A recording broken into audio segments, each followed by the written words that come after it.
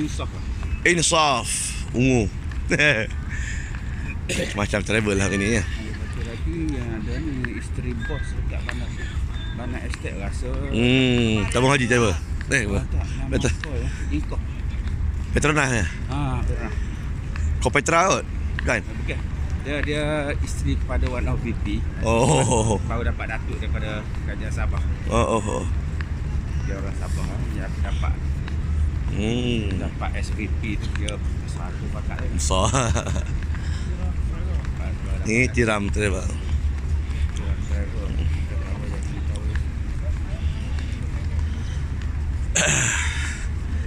Bismillahirrahmanirrahim. Alhamdulillah wassalatu wassalamu ala Rasulillah. Pagi ni kita dapat ziarah dalam Masjid An-Nabawi ya. Alhamdulillah. Kelihatannya ramai penziarah-penziarah kan, daripada Malaysia, Indonesia, bapa-bapa dan ibu-ibu kan.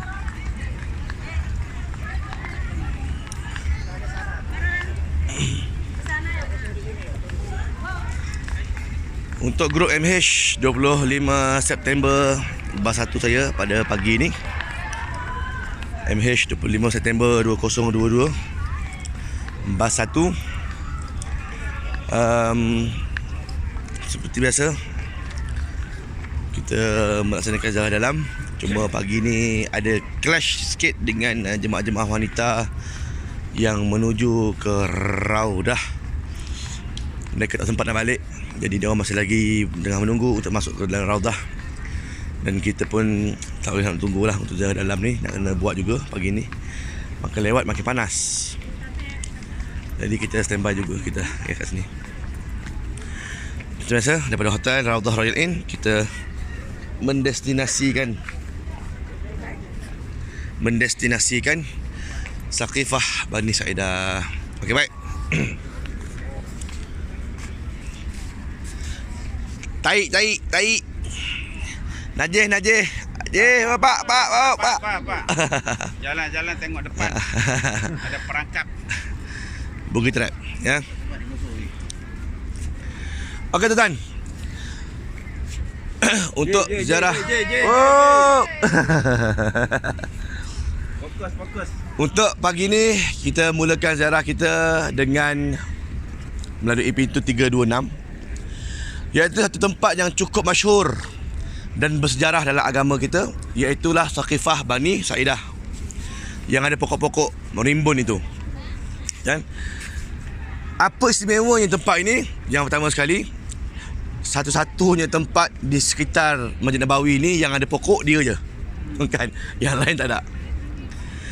Dan inilah dia tempat di mana Abu Bakar As-Siddiq radhiyallahu anhu ditabalkan menjadi khalifah Islam yang pertama selepas kewafatan Nabi sallallahu alaihi wasallam.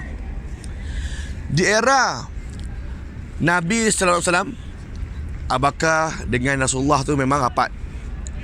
Bukan sebagai sahabat Nabi yang agung sahaja, bahkan merangkap pak mertua Nabi. Sebab Nabi nikah dengan Aisyah, anak perempuan dia.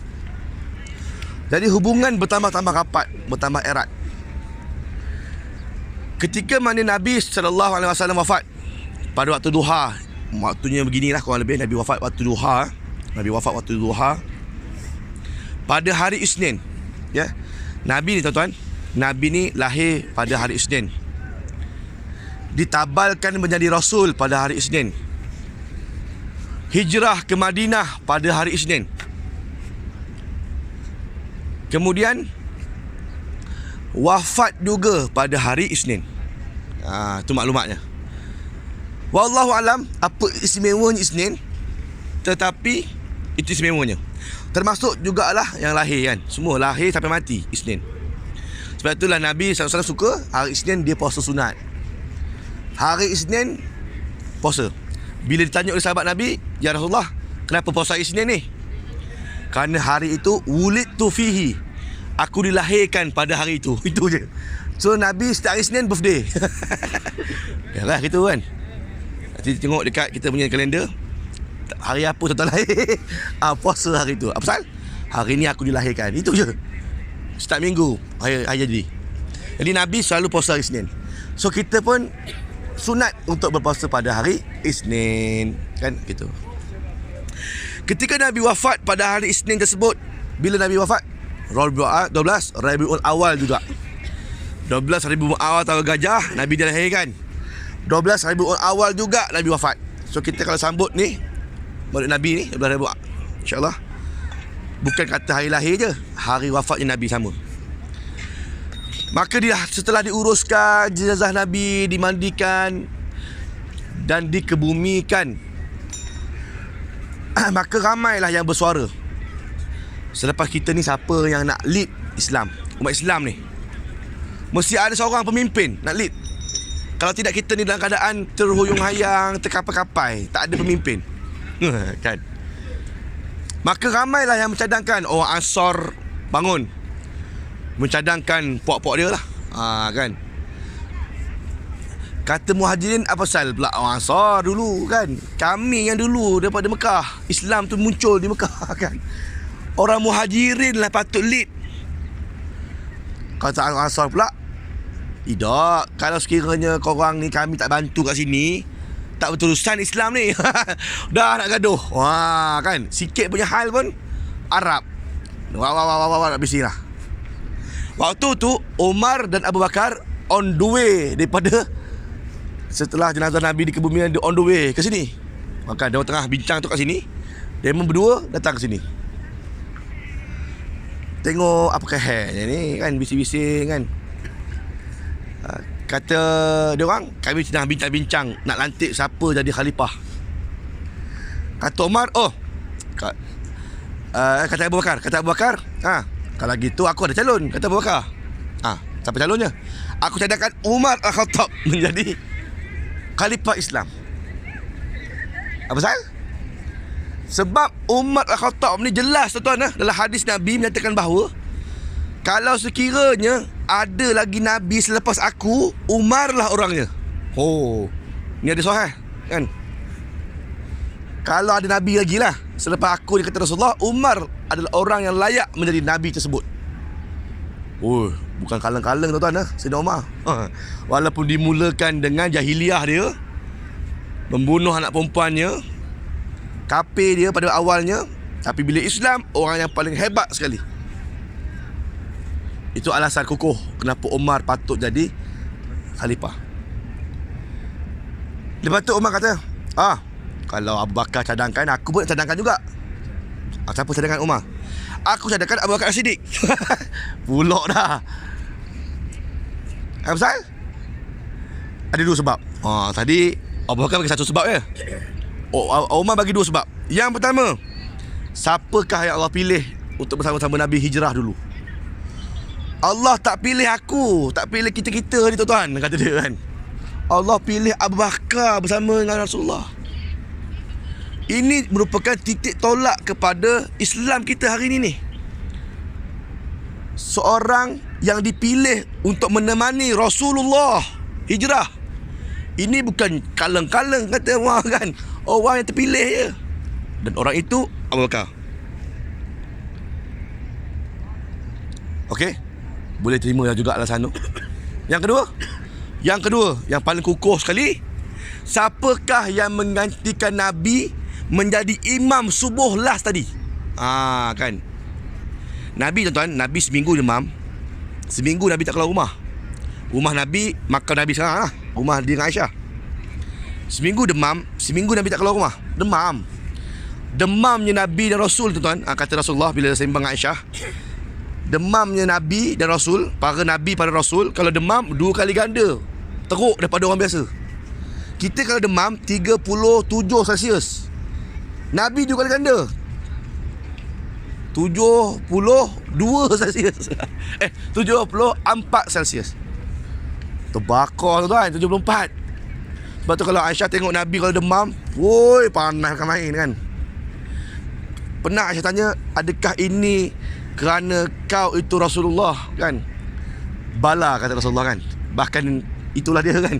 Sebagai Nabi dan Rasul, kalau Nabi demam, Nabi sakit 2 kali ganda daripada umatnya. Kan. Maka menjelang Nabi kewafatan Rasulullah, seminggu Nabi tak keluar rumah, Nabi sakit, Nabi demam. Dan hari terakhir kan, ketika mana nak yang waktu nak wafat pada waktu duha tu, itulah last Nabi keluar. Nabi keluar itu pun setelah Abu Bakar Siddiq menjadi imam. Allahu Akbar, Bismillahirrahmanirrahim, Alhamdulillahirabbil alamin, baru Nabi keluar. Kan? Nabi keluar, terus dipapah diri belakang Abu Bakar. Abu Bakar, ialah dengar kan, orang duduk bisik-bisik belakang. Dia pun gostan belakang, nak bagi Nabi jadi imam ke depan. Sebab Nabi tak pernah taklid semayang. Semayang aja mesti Nabi jadi lead. Dia mesti jadi imam. Tak ada orang lain, tak ada sahabat lain pernah menjadi imam pada Rasulullah, tak pernah. Tapi Nabi, bila Abu Bakar gostan ke belakang, nak bagi Nabi naik jadi imam, Nabi tahan belakang badan dia. Nabi tolak balik Abu Bakar ke depan, jadi imam, tak apa, aku jadi makmum. Wah, itu. So Nabi menjadi makmum kepada Abu Bakar Siddiq hari terakhir sebelum Nabi wafat. Ini alasan yang paling kukuh sekali, bermakna Nabi sendiri iktiraf Abu Bakar lead. Kan, kalau sekiranya tak ada yang itulah kan, lead jadi imam kepada ni sahabat-sahabat Nabi ni. Bila dengar hujah begitu, terus saja masing-masing bai'ah. Abu Bakar Siddiq menjadi khalifah Islam yang pertama. Mana tempat itu berlaku? Tempat itu berlaku di Saqifah Bani Sa'idah, yang hari ni ada pepohonan gitulah, ya. Jadi ini nampaknya dijaga oleh Saudi, dan kisah ini adalah sahih. Kisah ini adalah benar. Buktinya tengok dia orang jaga kan, elok je. Dulu boleh masuk. Dulu tu merujuk kepada sebelum Covid, boleh pergi masuk apa semua kan. Sekarang tak boleh masuk lagi, belum tahu lagi tak bila dia nak buka, ya. Okey, baik, jom kita menuju pula ke Masjid Al-Ghamamah. Ya Allah, bismillah.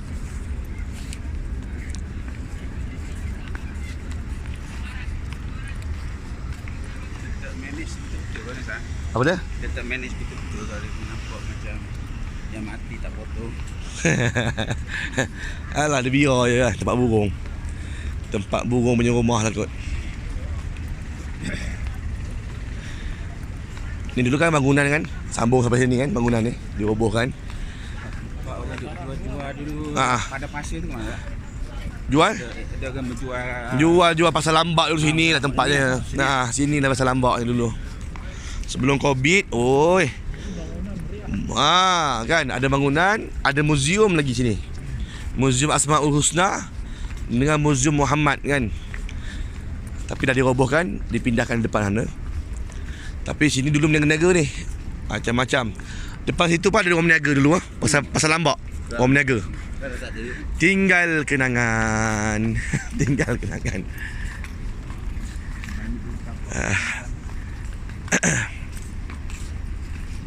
Tepi ni tempat distribute air Zam-Zam. Siapa nak ambil dalam jumlah yang besar, boleh bawa tong putih yang 20 liter tu. Boleh isi lah tepi ni lah. Ambil tong 20 liter tu, isi. Lepas tu boleh mandi air Zam-Zam. Kan, mandi je kan, jangan mandi niat buang dosa pula, kau dapat. Kan, mandi air Zam-Zam boleh tak? Boleh kan. Kat Mekah dulu tu mana ada air lain, air Zam-Zam je lah. Zaman Ismail, zaman Hajar, air Zam-Zam tu je lah. Mandi, makan, minum, basuh berak, semua itu. Daripada Mekah ke sini dia pakai pipe kan? Tak ada je, pakai ni, apa nama, lori hantar. Lori mana ada paipan. Lori hantar tank kan. Itulah payah nak cakap kan.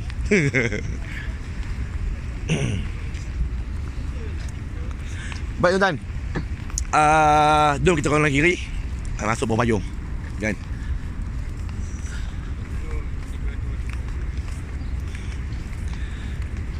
Okey, ni ada entrance untuk wanita juga, yang ada ujung sana, pintu 12, 13, 14, 15, 16, 17.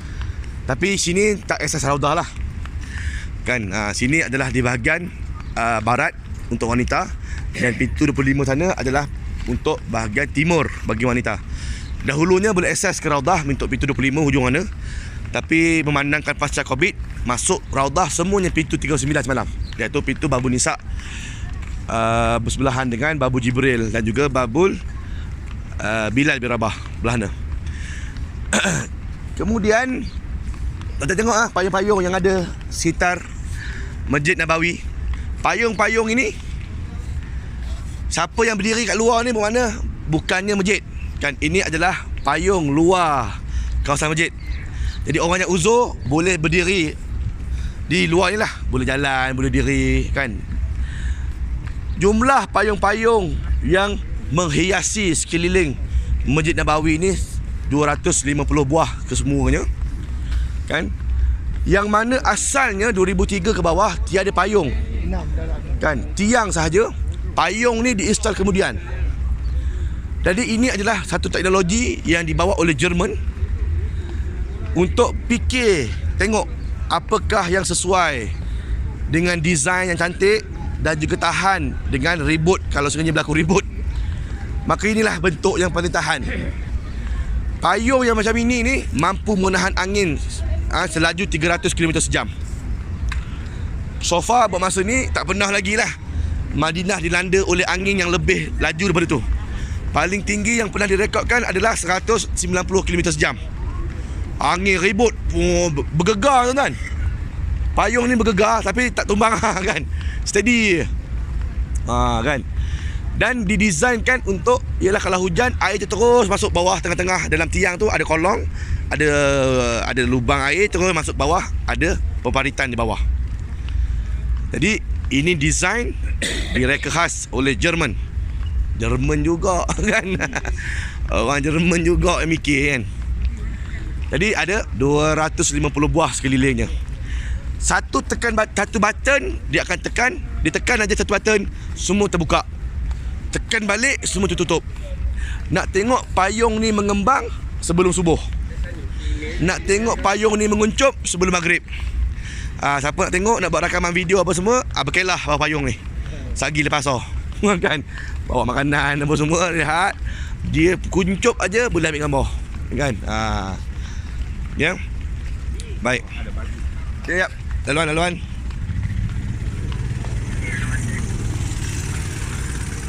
Okey, tengok pula Masjid Nabawi. Ada pintu-pintu gerbang dan pintu masuk dia. Satu pintu masuk aja, satu daun pintu masuk itu beratnya 2.6 tan. Satu pintu tu. Hempap kita mati on the spot. Kan? Punya berat kan. Satu daun pintu. Mana ada berapa pintu tu? 1 2 3 4 5 6 7 8 kan. Berat tuan-tuan. Semua copper kan, bahkan disadur dengan saduran emas. Kan pintu. Luar ni tak ada. Luar ni bukan. Pintu termasuk dengan lampu-lampu semua ada saduran emas. Ada 24 karat. Jumlah emas yang digunakan untuk menyadur keseluruhan Masjid Nabawi belah dalam itu 25 kg emas. Emas tulen. Cuma saduran je lah. Dia bawa saduran aja. Ya betul. Saduran emas. Kan? Gitu. Baik, kemudian terdapat bawah kita ini parking kereta dan juga tandas. Tandas berjumlah 4,444 buah, termasuk kereta yang boleh parking bawah ni sejumlah 6,000 kenderaan pada satu masa. Jadi bagi mereka yang nak solat Ramadan, contohlah Ramadan lah paling penting, ataupun solat Jumaat lah kan, ramai-ramai. Jadi semua boleh masuk melalui sana. Bahagian selatan ni adalah selatan, sana adalah utara. So hotel-hotel kita terletak di bahagian utara Masjid Nabawi. Sana ni adalah hotel-hotel terletak di bahagian selatan. Bawah tu ada laluan untuk masuk ke parking. Dan juga tadi di bahagian barat. So matahari terbit sana, timur, dia akan tenggelam di sana kan, barat. So sana adalah timur Masjid Nabawi, sana adalah barat Masjid An-Nabawi. Jadi kita sekarang ni tengah menuju ke arah selatan lah kan, ke arah selatan.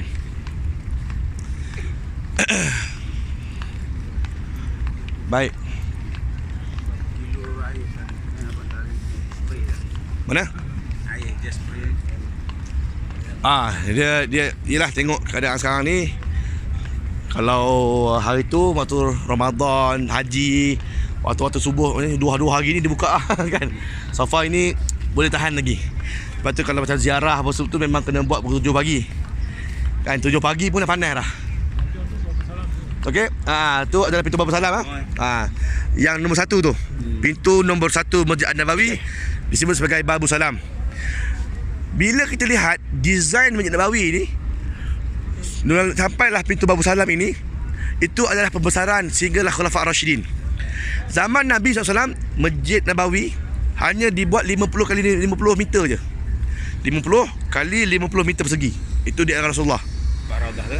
Kan, Raudah lebih sikit sampai ke bahagian mimbar sikit kanan. Kemudian di daerah Abu Bakar Siddiq, Abu Bakar lebihkan sikit 20 meter di bahagian baratnya. Maksudnya belah sini lah, 20 meter. Kemudian zaman Umar Al-Khattab di belakang pula kan, dibesarkan belakang pula 20 meter. Osman dibesarkan pula 40. Sampailah Ali dibesarkan lagi 40. Jadi ini daripada Babul Salam sampailah ke Babul Baqi ujung sana adalah pembesaran daripada Khulafa' Ar-Rasyidin last. Bila mana kerajaan Islam mengambil alih, sama ada Umayyah, Abbasiyah, termasuklah Mamluk, termasuklah Uthmaniyah dan sebagainya, hanya dibesarkan bahagian belakang aja. Kalau tuan-tuan tengok, masuk daripada pintu 21, ni laki je lah, belah laki, perempuan nampak, belah laki pintu 21, termasuk akses ke belakang sikit bahagian tengah tu, dia ada payung belah tengah tu kan. Itu daerah pembesaran daripada Umayyah, Abbasiyah tu. Dia macam dibesarkan ke belakang, panjang je dulu Masjid Nabawi. Dia macam memanjang. Kemudian barulah bila Turki Uthmaniyah kalah dalam Perang Dunia Pertama, diambil oleh Ali Saud, keluarga Saud, barulah King Faisal dan king-king yang lain ni dah paling hebat. King Fahad, kan, Raja Fahad dibesarkan sana, pembesaran termasuklah datangan luar ni dibesarkan zaman era Raja Fahad. Barulah dia ambil bahagian tepi, bahagian Umayyah dan juga Abbasiyah apa semua ni, membesarkan bahagian timur dan juga bahagian barat, membawa kepada utara. Ini di era Ali Saud punya pemerintahan. Dan paling hebat di era King Fahad, kan, Raja Fahad. Itu paling besar. Raja Fahad menyaksikan bahawa Masjid Nabawi luar, dalam masjid, dataran luar sampailah ke atas bumbung, boleh menempatkan 1 juta jemaah pada satu masa. Ya, 500,000 bahagian luar, 500,000 bahagian atas, termasuklah juga bahagian belakang-belakang, kan. Hampir 1 juta jemaah. Dan hari ni dengan adanya perluasan yang belakang tadi tu, yang kita nampak kan, dekat Khifah bin Saidah, dan juga di bahagian timur yang sudah dibangunkan, kan, Raja Salman pula bertindak untuk membesarkan lagi Masjid Nabawi hampir kepada 2.5 juta jemaah pada satu masa. Jadi itu antara visi 20-30 Saudi. Ya, hari ni mungkin Raja Salman pun dah lemah sakit, tak tahulah, senyap je kan. Hari ni anak dia lah kan, iaitu Muhammad bin Salman bertindak sebagai Perdana Menteri sekarang kan. Perdana Menteri ya. Yang terbaru. Okey, baik. Saya nak bawa sebelah atas dia buka juga kan kalau buka, sekarang ni buka. Trip yang lepas tak buka lagi. Yang trip kali ni dah buka dah. Kan, tuan-tuan boleh naik melalui pintu 21 Masjid Nabawi. Untuk belah lelaki boleh naik ke atas bumbung. Naiklah kadang sebelum maghrib ni kan. Jangan tengah hari panas terbakar atas tu. Naik waktu maghrib boleh sembahyang atas bumbung. Kan, atas sembahyang atas bumbung. Tapi hanya untuk lelaki sahaja. Jom kita. Saya nak ajak tuan-tuan untuk bergambar dalam Raudah. Jom. Bergambar dalam Raudah. Kan. Jom.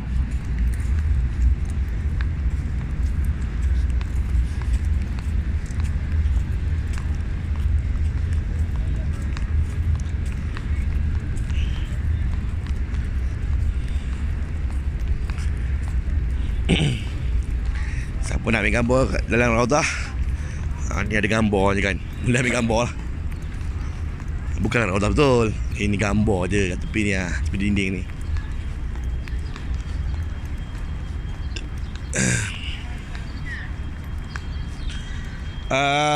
Ni adalah bangunan pejabat untuk pentadbiran Masjid Nabawi ya. Semua sini lah.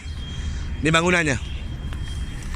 Hal ehwal Imam Bilal, hal ehwal kenegaraan, kalau siapa-siapa kan, ministeri kan datang ke kan, termasuklah Ismail Sabri itu, termasuk jugalah siapa nama menteri luar, Hishamuddin Tun Hussein.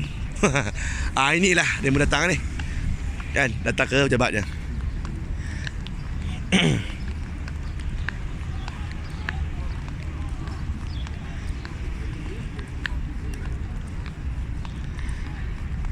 Okey tuan-tuan, nak ajak tuan-tuan masuk Raudah masuk Raudah. Kan, masuk Raudah. Ramai ni bapak-bapak, ibu-ibu yang bergambar di depan Raudah. Allah.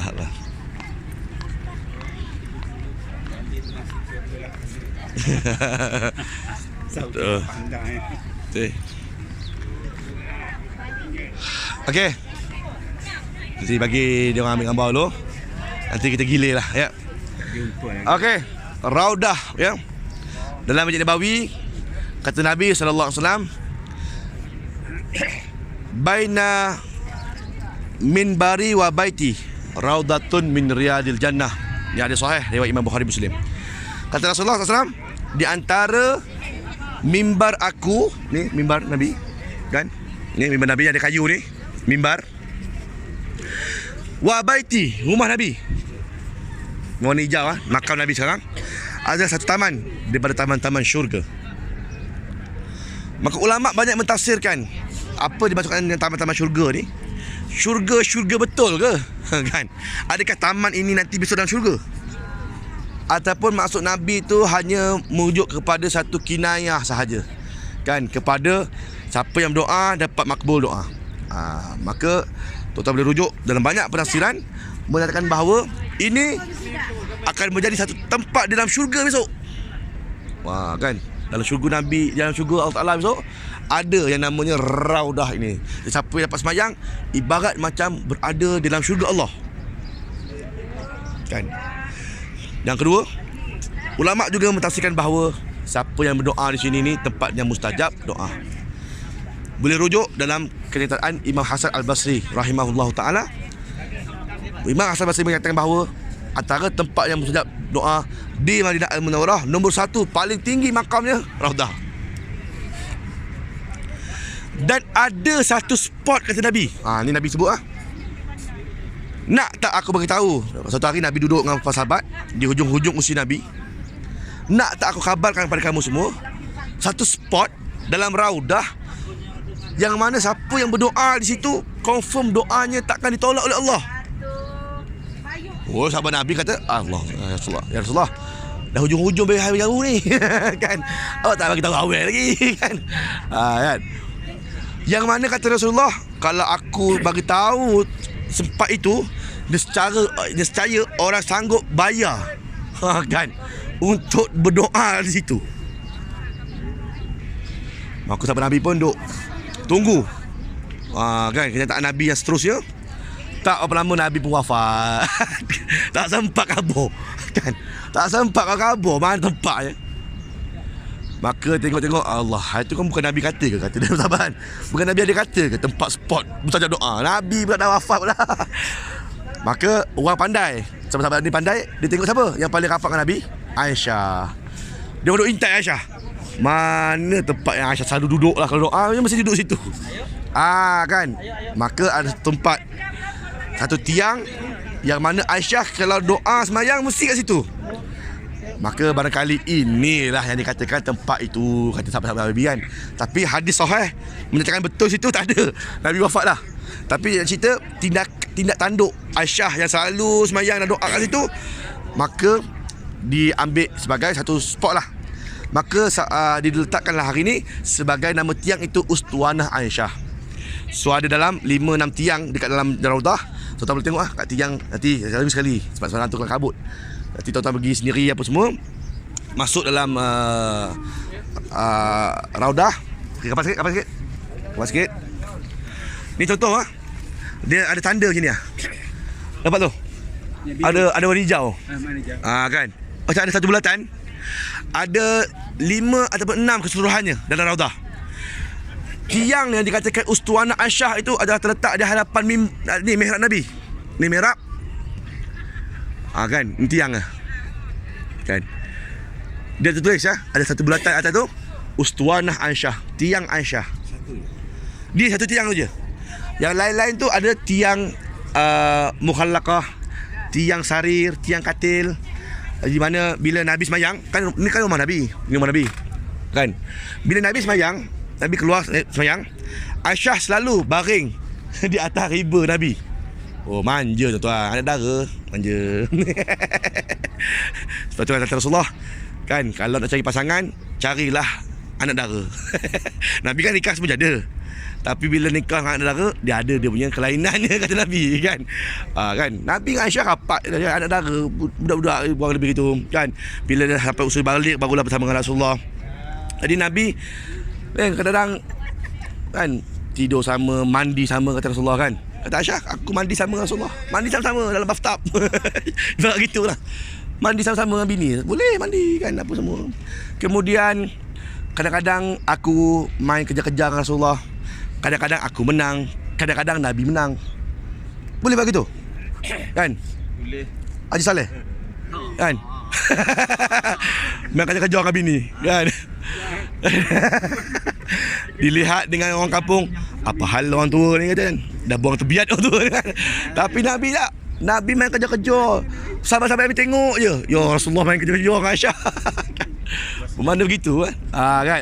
Jadi kadang-kadang bila Nabi semayang, Nabi Aisyah meletakkan tangannya kadang-kadang baring kali kan dekat ibu Nabi.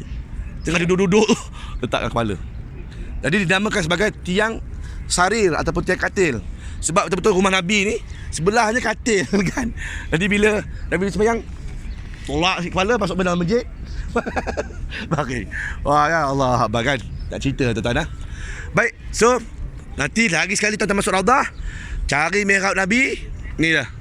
Dia tulis atas tu ada satu bulatan. Ustuanah Aisyah. Kan cari lah. Kan depan mihrab. Kalau tuan-tuan tengok ni mihrab Nabi, ada dua tiang. Tiang yang belah kiri tu, bukan kanan, belah kiri. Ada Ustuanah Aisyah atas tu bulatan. InsyaAllah itulah spotnya kan. So far hadis yang menyatakan bahawa itu sahih tak ada, bahawa Nabi wafat. Tapi cerita oleh Aisyah dan juga para sahabat, inilah mungkin tempat dia. Okay, baik. Yang keduanya, bila kita keluar sini kan, kita terus masuk ke ziarah makam Nabi, betul tak? Kita akan terus masuk ziarah Nabi. Maka Nabi, ni tempat keluar kan. Ni tempat keluar. Ni sebenarnya ada dua, satu sini, satu belah sana. Tak apalah, keluar sini, corner kiri ialah laluan Babu Salam tadi. Kan terus ziarah makam Nabi. Kedudukan jenazah bila katalah ni laluan. Ni adalah Raudah ni. Ni Raudah. Ni rumah Nabi, makam Nabi sekarang. Maka Nabi di depan.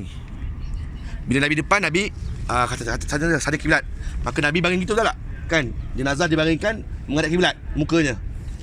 Maka bertepatan wajah Nabi tu dengan bulatan yang besar tu. Huna salam Rasulullah kan? Ada bulatan, ada lubang. Bertepatan dengan lubang itulah wajah Nabi. Kan di bawah kubur sana. Kan? Maka Nabi melihat, bagi salam, Assalamualaikum ya Rasulullah. Lepas tu ada pintu masuk kan, warna perak itu, silver. Sebelah tu barulah Abu Bakar Siddiq. Kan? Sebab Abu Bakar Siddiq muka dia di balik pinggang Nabi. Di belakang. Dan Umar pula di balik pinggang Abu Bakar Siddiq. Gitulah, dia macam 1, 2, 3. Kan. Lepas tu ada lubang tu. Rasulullah, Abu Bakar, Umar. Ada satu lagi kubur kosong. Untuk siapa tu? Nabi Isa AS. Maka nanti Nabi Isa akan turun membunuh Dajjal. Dia akan turun pada usia berapa? Dia akan turun pada usia 40 tahun. Kan? Lepas tu 23 tahun akan memerintah bumi. Macam Rasulullah juga sebiji. Nabi 13 tahun Mekah, 10 tahun Madinah. Sama 23 tahun. Kemudian akan berkahwin, akan ada anak nanti Nabi Isa, kan? Dan dia mengikut syariat Nabi Muhammad SAW. That's why bila dia wafat, dia dimakamkan juga di sebelah Nabi SAW. So Nabi wafat 63, Abu Bakar 63, Umar 63, dan juga Nabi Isa AS 63 tahun. Sebab tu umur 63 ni turning point kepada kematian. Siapa dapat lebih? Subsidi. Kan? Subsidi ya. Kedudukan makam yang kosong tu dia tadi macam ni kan. Allah. Ya. Akan macam tu. Betul. Yang satu lagi ni di hujung. Di hujung.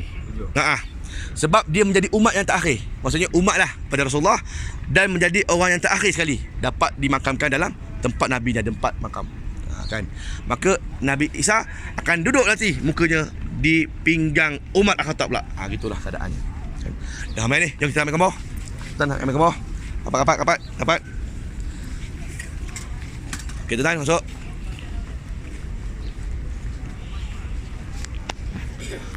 Okey.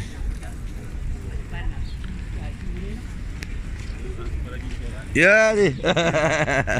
Alhamdulillah. Okey tuan-tuan. Apa sih masuk dalam. Okey cantik. Tengok saya 1 2 3. 1 2 3 berdoa sikit. 1 2 3. Satu lagi. 1 2 3. Yalah, jom. Kita menuju ke Masjid Al-Ghamamah sebelahnya.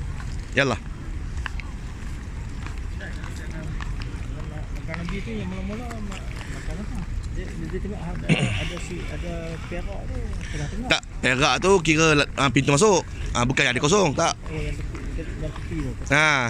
Nabi, lepas tu Abu Bakar, Umar. Oh, Nabi. Yang perak tu laluan pintu masuk dia untuk masuk makam dia orang. Oh. Tak apa lah. Jadi bukan yang sebelah Nabi yang kosong, tak.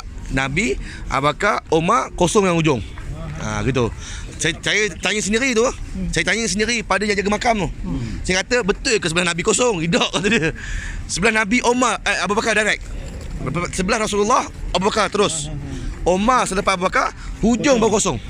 Hujung baru kosong. Mana dia muka semakin ke depan kan. Ya betul. Hujung ke depan. Ya betul. Jadi dia level tinggal. Selalunya yang ada perak tu dulu. Yang perak tu pintu nak masuk. Pintu masuk makam Nabi.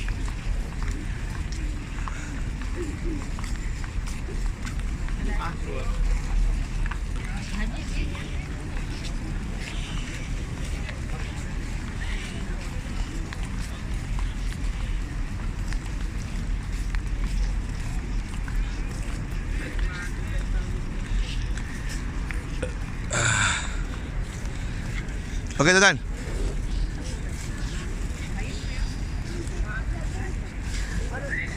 Kita apa? Tengok masjid ya, tengok masjid. Okey, di sebelah kiri tonton inilah namanya Masjid Al-Ghamamah ataupun Masjid Awan dia. Kenapa namanya Masjid Awan? Kerana ketika mana Nabi SAW datang ke sini untuk memberi khutbah hari raya Aidil Fitri kepada satu kaum di sini. Ketika itu ada awan yang berada di atas langit yang melindungi Nabi daripada panasnya terik matahari. Awan tu statik tuan-tuan. Kan? Kita biasanya awan bergerak lah, mana ada statik kan, angin atas langit tu. Tapi bayangkan, tak ada awan seketul pun, tiba-tiba ada awan di atas langit yang melindungi Nabi daripada panas terik matahari. Maka Nabi memberi khutbah Aidil Fitri waktu tu, tanpa terkena lah panas matahari. Maka dinamakan tempat ini sebagai Al-Ghamamah, tempat yang diberi lindungan awan. Dibina satu masjid di era Umar bin Abdul Aziz sebagai satu simbolik kepada Nabi pernah datang ke sini, dan hari ini telah direnovate oleh Raja Fahad kan, dalam belanja hampir 12 juta untuk membangunkan masjid ini. Namun hari ini tidak digunakan lagi ya, kerana dekatlah Masjid Nabawi kan. Kan okey, tinggal masjid je, tinggal mereka bentuk sebagai satu monumen ajalah kan, Raja Fahad, itu sejarah je. Baik, tengah ni pula adalah Masjid Abu Bakar As-Siddiq radhiyallahu anhu. Di sini di mana Nabi SAW menghantar Abu Bakar As-Siddiq menjadi guru untuk mengajar ilmu agama kepada masyarakat Islam yang berada di situ. Tuan-tuan, bila Nabi menjadi Nabi dan Rasul dan menjadi Rasul di Madinah Al-Munawwarah, banyak yang Nabi lantik sebagai tutor Nabi. Kan ada tutor. Ya, untuk mengembangkan lagi ajaran Islam. Sebab nak hakkan Nabi seorang aja banyak tempat cover. Maka semua sahabat-sahabat Nabi yang agung, khususnya yang menjadi Khalifah Ar-Rasyidin yang 4, dan juga baki lagi 6 orang yang mendapat masuk syurga tanpa hisap kan. 10 sahabat Nabi yang dijanjikan syurga, ini 10 Nabi lantik menjadi tutor belaka. Termasuklah Bilal bin Rabah, termasuklah juga Abdul Rahman bin Auf, ramailah kan. Jadi antara yang adalah Abu Bakar Siddiq lah kan, yang agung sekali, sahabat Nabi yang paling agung. Maka dia dihantar Nabi ke sini untuk mengajar ilmu agama kepada kaum di sini. Dan juga Ali bin Abi Talib dihantar ke sana kan, belah kanan tuan-tuan ada satu masjid juga yang ada tiang tu, tengah direnovate. Itu adalah Masjid Ali bin Abi Talib karamallahu wajhah. Sayyidina Ali dihantar oleh Nabi ke situ untuk mengajar ilmu agama kepada masyarakat Islam yang ada di situ. Dan di balik ni hotel ni, tuan-tuan tengok hotel Taiba Madinah ni, di belakang dia ada satu masjid, Masjid Omar Al-Khattab. Okay, tak nampak lah belah sana. Dan belah kiri ni Funduk Al-Ashraq. Sebelah belakang dia ada Masjid Osman bin Affan radhiyallahu anhu. Dan di sebalik jalan raya belah sana Masjid Bilal bin Rabah. Ada semua ni masjid-masjid yang ada di sekitarnya, kan? Inilah semua nama-nama masjid yang dinisbahkan kepada sahabat-sahabat Nabi yang dilantik sebagai tutor Nabi sallallahu alaihi wasallam. Kan? Gitulah. Namun ini semua masjid tidak digunakan lagi, kan? Hanya digunakan Masjid Bilal sebab jauh betul, kan? Lebih kurang sampai 1 km lah di balik jalan belah sana. Masjid Bilal masih digunakan. Ada pun masjid lain tak digunakan. Walaupun menelan belanja hampir 7 juta lah. Ni 12 juta. Masjid Abu Bakar Siddiq ni dekat 6 juta. Masjid Ali pun dekat 12 juta, kan? Semuanya masjid direnovate semula di era King Fahad. Memang Raja Fahad ni antara raja yang paling banyak renovate masjid, kan? Baguslah untuk maksimumkan kapasiti orang apa semua. Tetapi oleh kerana masjid-masjid ini berada di sebelah Masjid Nabawi aja, maka afdal lagi sembahyang di Masjid Nabawi. Sembahyang fardu dapat 1000 pahala. Masjidil Haram 100,000. Masjid Nabawi 1000 pahala. Masjidil Aqsa 500 pahala. Ya. Okey, gambar. Ya. Masjid-masjid yang tak digunakan sekarang ni, kalau orang datang saja nak saya tahiyatul masjid, boleh lah? Boleh. Dalam masjid dapat pahala tahiyatul masjid juga, kan? Ianya masih lagi stil masjid, cuma tak dibuka lah, kan? Kan? Lama lah. Satu lagi, kalau yang Iran kan, kalau waktu asar Johor, dia tak sembahyang sini kan, Iran bergerak, saya tak ingat ke mana yang arah. Kalau Iran, okey, hitam tu, dia ada masjid mana yang dia orang. Saya perasan juga. Yang pertama saya pernah perasan orang Syiah ni sembahyang ada. Dia sembahyang ada kertas, kan? Dia macam ada tikar mengkuang kecil. Ada yang batu, ada yang batu Karbala, tapi batu tu macam kalau kat sini dia payah pula kan sebab tebal. Jadi bila tikar mengkuang tu, bila sujud tekan lama sikit dia melekat. Bila bangun dia sujud tak nampak, kan? Sebelah saya kena sembahyang Syiah. Tapi bab yang Haji kata sembahyang Zuhur Asar tu saya kurang pasti pula, kan? Masjid mana dia pergi. Tak pernah tanyalah pula, kan? Nanti saya cuba cari, kan, sumbernya. Tapi mungkin Masjid Ali kot. Masjid Ali. Dia akan bergerak, kan? Kita ke masjid dia akan. Ada satu teori mengatakan bahawa ialah orang Syiah ni, wallahualam, tapi sebenarnya Syiah-Syiah ni banyak di Iran dan juga khususnya Iran lah, memang tempat dia, dan juga Syria, kan. Sebab tu Syria ni kan gaduh antara Sunni dengan Syi'i. Mana orang Syiah yang mana akan bergerak bersama dengan geng Yahudi yang memakai pakaian toralis, akan mengikut Dajjal, kan. Bergerak daripada Asfahan menuju ke Madinah Al-Munawwarah. Ini cerita hadis sahih, tuan-tuan, cerita berkaitan dengan akhir zaman. Wallahualam, dia orang ni bersembunyi di sebalik nama Syiah ataupun memang mereka merancang satu benda. Tapi so far memang orang Syiah ni ialah dengan orang Saudi, kan. Sini kuat Wahabi, dia Syiah, memang bertembung dua-dua ni. Cuma pergerakan mereka tu kadang-kadang secara senyap-senyap je, kan, dikaburi, kan. Tak ada pun nampak sangat kesyiahannya, kan. Sebab kalau nampak ni kantoi dengan polis jenuh, kan. Jadi Wallahualam lah, kan. Kita pun malas nak beritahu pasal Syiah, kan. Nanti siapa soalan saya tanya, kan. Masjid mana dia gerak, kan. Ya. Mungkin dia ada aim tu, kan. Ada satu tempat yang dia aim, kan. Wallahualam. Okey, gambar. Gambar depan ni.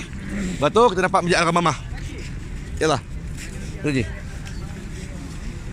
Masuk. Masjid Al-Ghamamah. Okey. Tengok saya. 1, 2, 3. 1, 2, 3. Okey, yalah. Jom. Tak apa, saya tengah buat recording.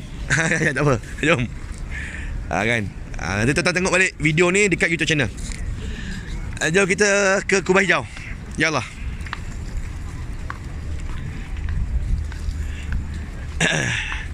Memang pada hari tu lagi kalau boleh nak beli satu handphone untuk recording je. Tak boleh beli. Inilah handphone recording, inilah handphone telefon. Bila nak ambil gambar payah sikit. Jadi kalau stop nanti ni nak mula balik. Saya tak ada masa sangat nak cantum video ni. Allahumma salli ala Muhammad. Karena ada time limit. Kadang-kadang dia kecil tu anda lari lah. Padahal anda cari balik tak jumpa, anda balik lah. Apa tu? Tak, anda kadang-kadang 1 jam, sejam setengah lah. Ha. Kantung penuh. Oh. Tak apa, ada bilik air ni kan. Kita tinggal belakang tak jumpa lagi.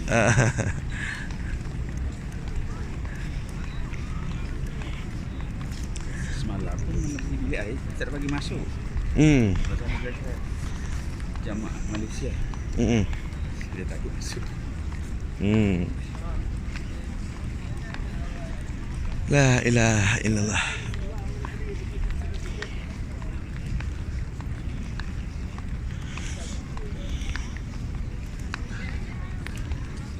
Nak tunggu musim sejuk ni, sebulan 2 hari ni. Kalau musim sejuk ni, oh macam aircon kat luar. Sedap je. Musim panas boleh 7 bulan 8. Anak aku sudah 55-57. Oh panas kan. Pagi keluar kerja pukul 7, balik pukul 7. Tak keluar office.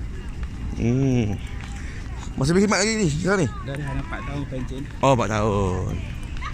Sudah sempat dah 3 tahun. Urusan oil and gas macam mana? Enggan. Oil and gas. Sudan Dan apa lagi? Tapi Sudan Selatan yang kaya kan. Sudan Utara tak ada. Sudan Selatan. Pasal minyak banyak naik 100%. Tengah-tengah pada pasir tu. Nile River, kawasan Nile River. Nile River. Nile River tapi asal Sudan. Mana Mesir pun ada juga kot minyak? Mesir tak ada. Tak ada? Yes. Oh. Oil and gas. Di Afrika yang banyak ada Nigeria, Algeria, Nigeria dia OPEC. Ya. Sudan tak. Tapi reserve dia lebih pada Malaysia di sini.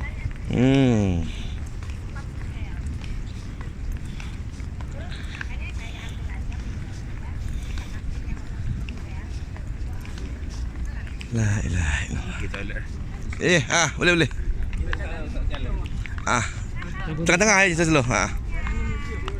Ya. Ni museum tuan-tuan. Boleh masuk. Tapi sekarang ni berbayar masuk. Ada apa nak minum air? Minum. Buka air Zam-Zam ya. Ni buka air Zam-Zam. Nak air boleh ambil lah. Allah. Ada nak ambil air ke? Tapi bukan air Zam-Zam sini. Air Zam-Zam hanya dalam Masjid Nabawi je. Dia dalam tong. Kalau di Mekah saja, yang kat luar tu ditulis Zam-Zam for drinking only. Itu Zam-Zam. Tapi luar ni bukan. Air pipe. Air sejuk yang disulingkan tau lah kan. Hilangkan dahaga boleh lah. Jom susul dulu. Allah. Ni pun ya, Kan mesti ada kat payung ni tapi kecil lagi. Ada. Dua. Jenis sin. Hadiah Saudi betul. Dia dah dipatented kan ya. Tak ada siapa tiru. Kena saman kan.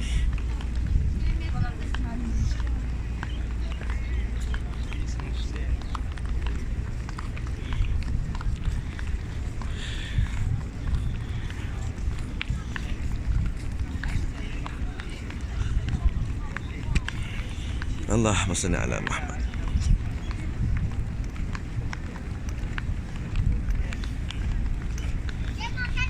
ada cerita yang mengatakan orang kembali makam Rasulullah tu. Ada orang Syiah. Ada. Ada 2 orang yang cuba nak gali kubur Nabi kan. Daripada hotel sini lah, belakang ni lah. Itu adalah di era Turki Osmaniyah kan. Mihrab Turki, disebut sebagai Mihrab Osmaniyah namanya. Dulu sebelum 2018 semua imam kat Mihrab Osmaniyah. Lepas tu ditukar balik ke Mihrab Nabi. Sebab Mihrab Osmaniyah tu berada di kawasan laluan antara Babu Salam dengan Pintu Babu Baqi'. Jadi ramai yang langgar-langgar lah kan. Ramai yang lepak tu apa semua. Sekarang ni bila dah COVID, laluan itu dikosongkan aja. Jadi imam kembali kepada mihrab Nabi, mihrab Nabawi dekat dalam Raudah.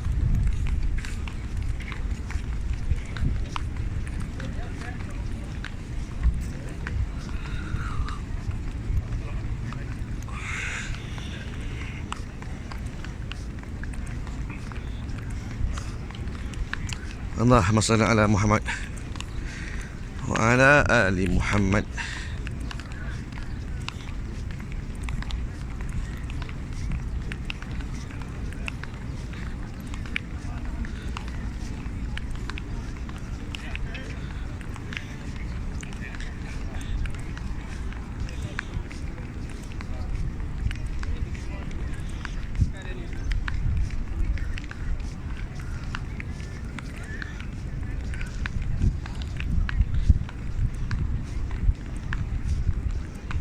Kan?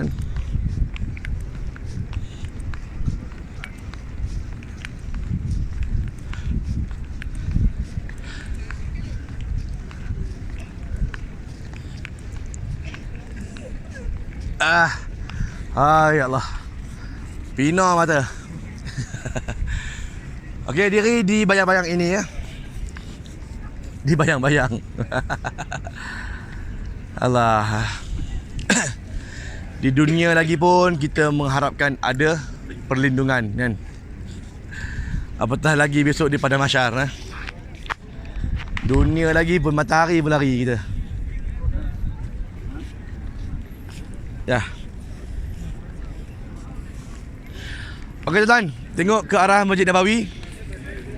Kubah hijau itu menandakan bahawa di situlah Nabi sallallahu alaihi wasallam dimakamkan.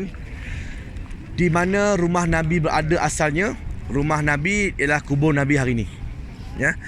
Kubah yang warna silver itu adalah merah Uthmani. Dah tak digunakan lagi. Dimangkunkan di era Uthmaniyah lah. Ya. Kemudian menara asal di era Nabi SAW dan juga Bilal bin Rabah adalah yang ada warna hijau ni kan. Ini adalah menara asal. Bilal selalu naik dan melaungkan azan daripadanya. Dulu kan tak ada mikrofon. Kan naik atas jerit lah. Macam mana cara azan Bilal? Tuan-tuan boleh buka YouTube Ada satu syekh tu. Dia ada quotekan riwayat yang sahih daripada azan Bilal. Bukan macam azan Masjid Nabawi, Masjid Haram pun lain. Dia lain sikit. Kemana azan dia orang hari ni lain lah kan. Tune dia berbanding azan Bilal. Bilal punya azan ni tinggi tuan-tuan kaki kan. Siapa nama syekh tu? Dia besar-besar juga kan. Dia kata hadza riwayat sahih kata dia. Daripada rawi dan rawi lah. Baik, kemudian pintu tengah tuan nampak ada satu pintu bawah tu. Itu adalah pintu untuk laluan keluar masuk jenazah. Jadi jenazah akan dimandikan di sana. Di sebelah bakat ya. Belah kanan tu ada tempat satu center untuk dimandikan jenazah. Dah siap mandi, dia akan dibawakan ke sini bersama dengan para waris. Boleh masuk melalui pintu tu dan terus masuk ke Raudah. Free kan. Jenazah diletakkan di antara ruangan luar dengan pintu tu. Jadi waris semua dapat masuk Raudah percuma. Tak payah pakai app apa semua kan. Termasuklah macam kami, saya tu petugas menguruskan jenazah juga dapat masuk. Kan. Oh, memang untung kan. Memang untung. Bersama saya tu jenazah Allahyarhamah Hajah Hamsiyah untuk MH. Berapa tu lupa dah. Tapi bulan Mac itu 2022 baru ni. Ya, beliau meninggal dunia dan hari ini dimakamkan di perkuburan Uhud. Hari ini jenazah Malaysia tak dimakamkan di Bakat. Bakat ni adalah untuk orang Saudi saja. Bermula 2018 lagi. Semua jenazah-jenazah orang lain daripada Saudi, Malaysia, India, Pakistan dan semua dimakamkan di Makbarah Uhud di sebelah berhampiran dengan Makbarah Syuhada Uhud di bahagian sana. Bermakna masih kita dalam Haram Madinah dan mereka berjiran pula dengan syuhada Uhud. Okey tu kan. Okey lah. Cuma je lah nak berjiran dengan Nabi jauh sikit lah kan. Sebab sini jiran dengan Nabi. Okey baik tuan-tuan, boleh bantu sini kita ambil gambar. Segera sebelum datang polis. Mengadap saya. Ni.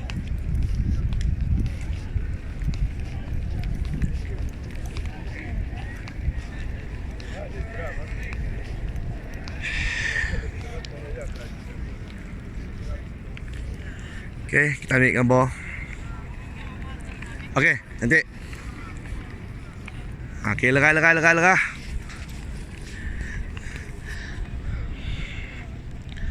Okey, tuan-tuan. Tengok saya. Satu, dua, tiga. Doa sikit. 1, 2, 3. Yallah, jom. Kita menuju ke Baqi' Al-Gharqad. Ya. Bersalam tuan-tuan kepada Nabi. Assalamualaikum ya Rasulullah. Assalamualaikum ya Habiballah. Assalamualaikum ya khairul khalqillah. Assalamualaikum ya Abu Bakar As-Siddiq radhiyallahu an. Assalamualaikum ya Umar Ibn Khattab radhiyallahu an. Ya. Ni jalan luar masuk Raudhah. Yang mana tadi tu? Jom kita keras sikit belah kanan. Ni ada barrier.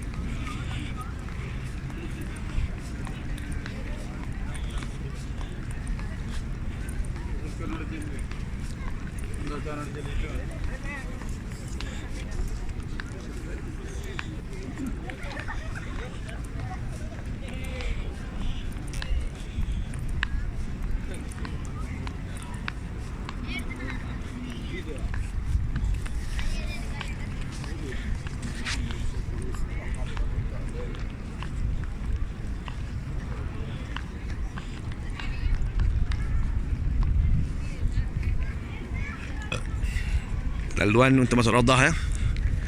Orang perempuan masih lagi belum selesai ya masuk Raudhah. Allah Akbar. Nak dekat pukul apa ni? 8.30. Padahal berkumpul tadi pagi 4.15 suku pagi. Kan? Perempuan masih lagi belum dapat masuk Raudhah. Depan tu ada tiang. Mana? Ada tiang je. Ada payung. Saya pun muskil juga kan. Kan? Macam ni kan tiang ni lah. Oh, takut ni lah. Tahu lah, mungkin tak kukuh kot. Kalau ni perbuahan ni ada waktu dia. Ada. Singapura. Cara-cara nak masuk ke dalam Baqi' Al-Gharqad dan masa-masanya.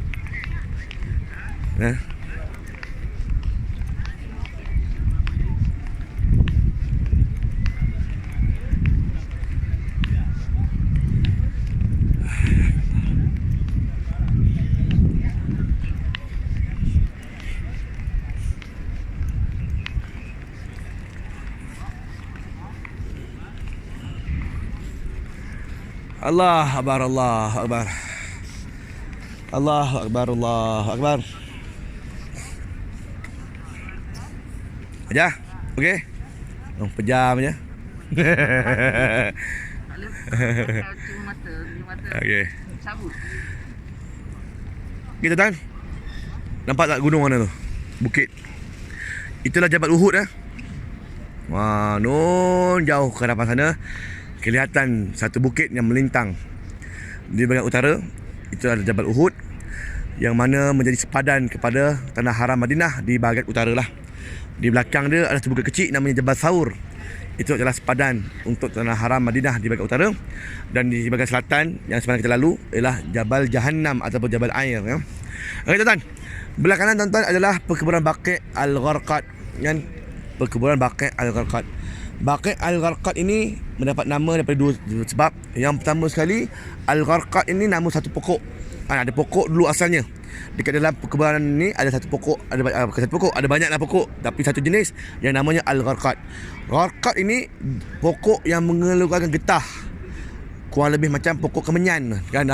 Dia bila tobek je, tapi dia keluarkan macam getah tu jadi batu, macam kerah macam batu kalau sekiranya dia kerah.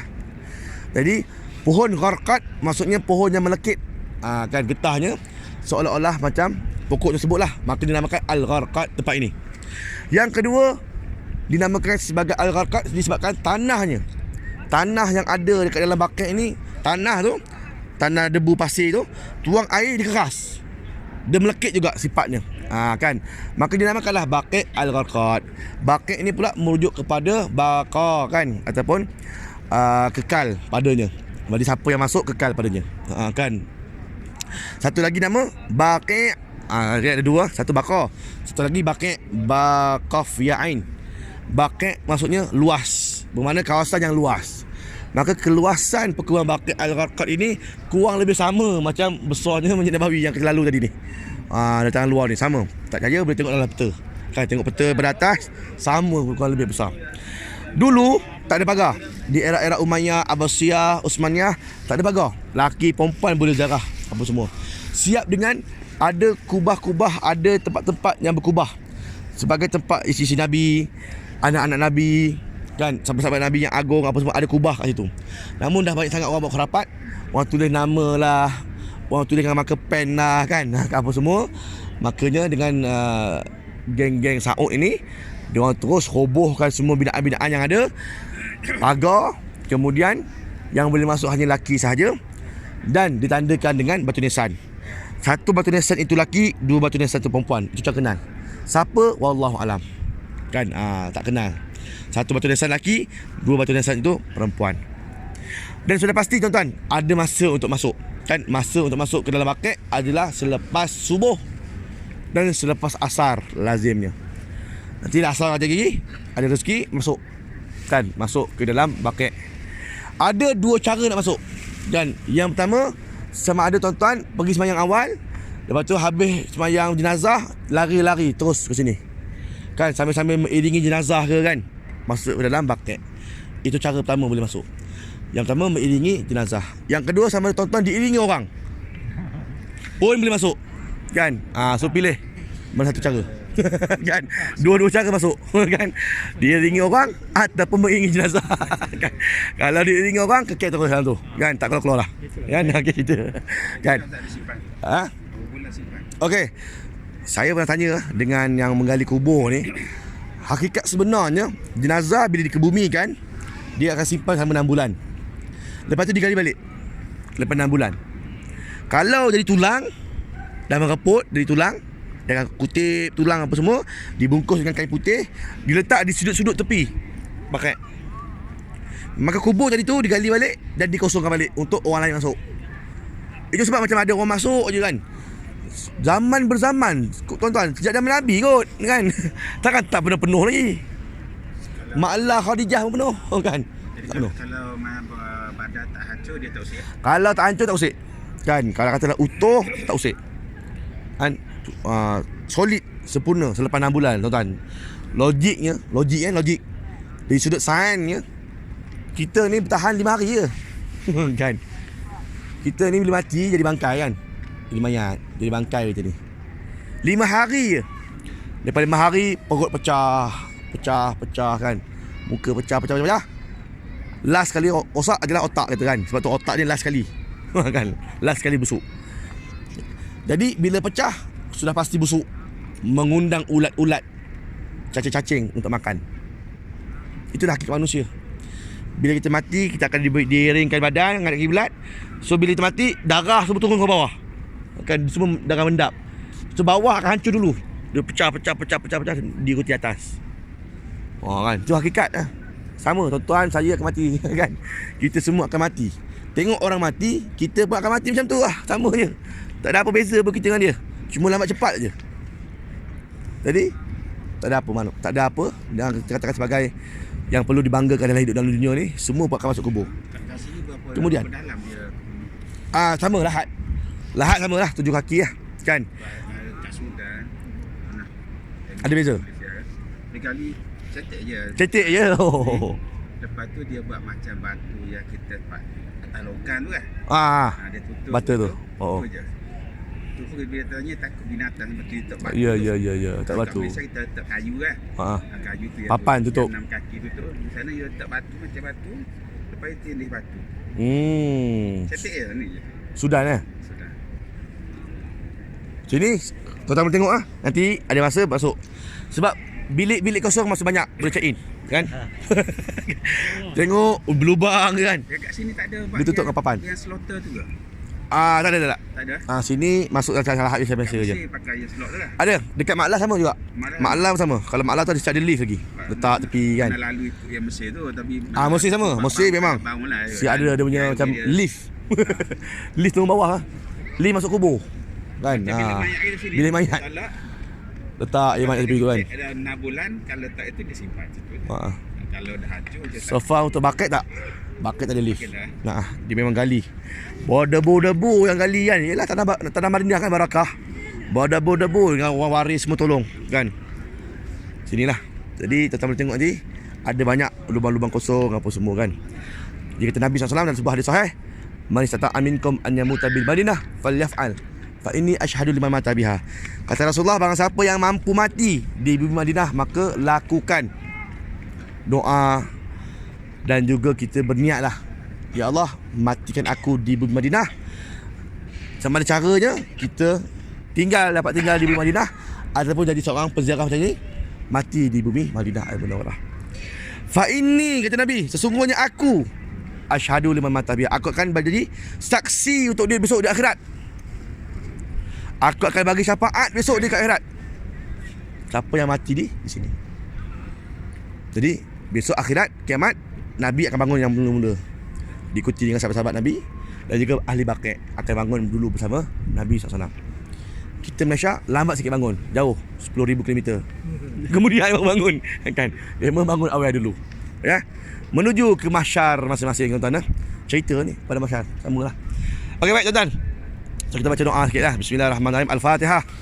A'udzubillahi minasyaitonir rajim. Bismillahirrahmanirrahim. Alhamdulillahirabbil alamin. Ar-Rahmanir-Rahim Maliki Yaumiddin. Iyyaka na'budu wa iyyaka nasta'in. Ihdinas siratal mustaqim. Siratal ladzina an'amta 'alaihim ghairil maghdubi 'alaihim waladdallin. Amin. Bismillahirrahmanirrahim. Alhamdulillahirabbil alamin. Wassalatu wassalamu ala asyrafil mursalin wa ala alihi washabihi ajmain. Allahumma ighfir lahum warhamhum wa'afihim wa'fu anhum. Allahumma ighfir lahum warhamhum wa'afihim wa'fu anhum. Allahumma ighfir lahum warhamhum wa'afihim wa'fu anhum. Allahumma ij'al qabrahum rawdatan min riyadil jannah wa la taj'al qabrahum fatan min furratin niran. Allahumma ighfir lana dhunubana wa li ikhwanina alladhina sabaquna bil iman wa la taj'al fi qulubina ghillan lil ladzina amanu. Rabbana innaka ra'ufur rahim. Rabbana atina fid dunya hasanah wa fil akhirati hasanah wa qina adzabannar. Wa sallallahu alaihi wasallam Muhammad wa ala alihi wasallam walhamdulillahirabbil alamin. Baik. Kawan Datuk Khalid Datuk Khalid Isa. Siapa dengar nama? Dia memang motivator. Motivator kan. Dia meninggal hari Jumaat nak balik ke hotel, jatuh lalu meninggal. 3-4 tahun lepas Ustaz Nur Azli Musa yang Perak. Ya. Ustaz Nur Azli ya. Sendiri. Pilihan tuan-tuan pilihan Allah Ta'ala untuk dimakamkan di sini, dimatikan di sini. So kita hanya mampu berdoa lah kan, mampu berdoa. Mudah-mudahan kita juga dimatikan di sini. Mati di mana pun tak kisah kan. Dah mati kan, bukannya kalau kita mati kat Malaysia hari-hari anak kita datang tengok pun. Sama juga kan. Seminggu 2 minggu je sedih. Lepas tu setahun tak datang pun. Hari raya datang susah. Contoh kan. Kita pun menunggu doa kan. Datang tak datang itu lain cerita. Yang penting doa sampai. Kan. Jadi di mana pun kita mati dimakamkan doa lah. Kalau boleh dimakamkan di Madinah al-Munawwarah. Cuma hari ni kita sebagai orang Malaysia kalau mati dimakamkan di Uhud. Kan tuan bawa bukit Uhud tu. Di bawah dia ada satu kuburan Uhud. Makbarah Uhud berhampiran dengan Makbarah Syuhada Uhud. So besok ada ziarah luar Andalusia. Nanti kita akan lalulah di Uhud. Saya tunjukkan tuan-tuan di mana lokasi kalau sekiranya jemaah Malaysia dimakamkan. Kan. Okey, baik saya kira ini je lah ziarah dalam yang kita lakukan daripada hotel membawa ke hujung ke Baqi' Al-Gharqad. Tuan-tuan ada peluang siapa yang nak masuk ke makam Nabi, nak ziarah Nabi, yang lelaki boleh patah balik ya. Masuk balik ke pintu yang ada tu, yang ada bilik air kat tengah tu. Boleh masuk balik untuk ziarah makam Nabi. Siapa nak jalan makam Nabi, siapa nak balik hotel, boleh balik ke hotel kan slow-slow. Okey. Wallahu alam. Assalamualaikum warahmatullahi taala wabarakatuh.